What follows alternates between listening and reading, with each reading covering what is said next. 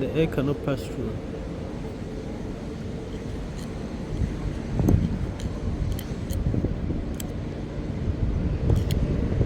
When you come to the other fan,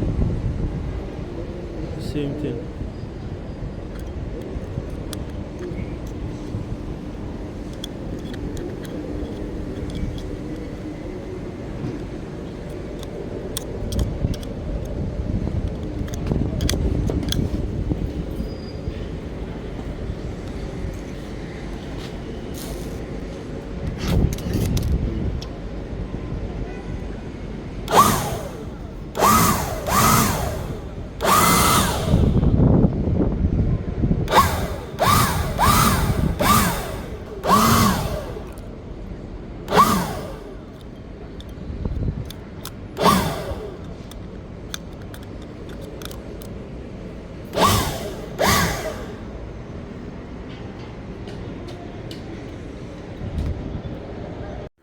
As you can see, this is after the cleaning, and you can see the board is so clean, including the fan, and then the fence. The board surface is clean, the batteries and the touch area, all of them are clean from dust and those foamy stuff.